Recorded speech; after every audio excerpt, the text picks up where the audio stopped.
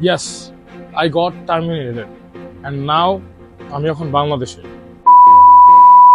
But সবসময় আমরা মনে করি কি যে টার্মিনেশন হয় মানে ওই স্টুডেন্টটা, যে ফোন স্টুডেন্ট আছে, ও আর বাংলাদেশ থেকে ইউএস ব্যাক করতে পারবে না যদি একবার বাংলাদেশে এসে পড়ে। বাট এটা টোটালি রং ইনফরমেশন।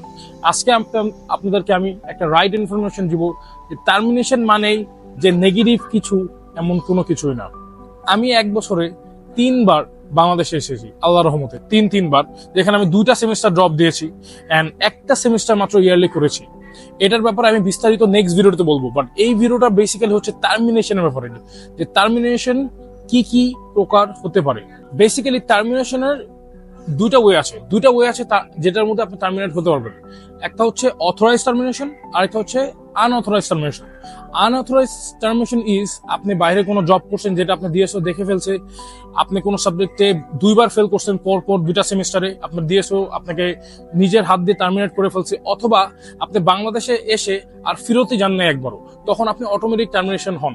এন্ড আরো কিছু রুলস আছে যেগুলো যদি আপনি ব্রেক করেন অ্যাজ আ F1 স্টুডেন্ট, তাহলে আপনি অটোমেটিক আনঅথরাইজ টার্মিনেশন হয়ে যাবেন।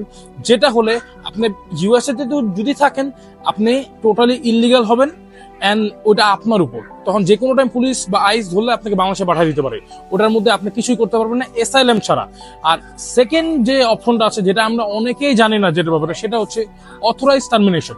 এটা হচ্ছে ডিএসও নিজে আপনাকে টার্মিনেট করবে কিছু রিজনস এর কারণে। যদি আপনার কোনো আপনজন বাংলাদেশে অসুস্থ থাকে আর আপনার সেমিস্টারটা ড্রপ দিতে হবে, তাই ও আপনাকে অটোমেটিক মানে আপনার ওয়েবসাইটে যে ওদের যে পোর্টাল আছে ওইখানে যে আপনার সেভিসটা নিজের হাত দিয়ে পজ দিবে, যেটাকে বলে authorize termination for a certain time of period.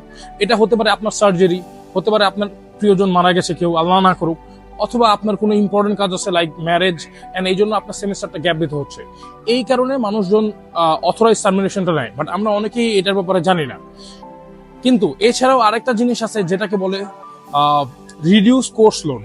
ওই ভিডিওটা যদি আপনারা দেখতে চান অবশ্যই নিচে কমেন্ট করবেন, আর আমি নেক্সট ভিডিও ওইটা নিয়েই বানাবো যে রিডিউস কোর্স লোড জিনিসটা কি এন্ড কিভাবে আমি এক বছরে 3 বার বাংলাদেশে ঘুরতে পারছি 2টা সেমিস্টার অফ দিয়ে।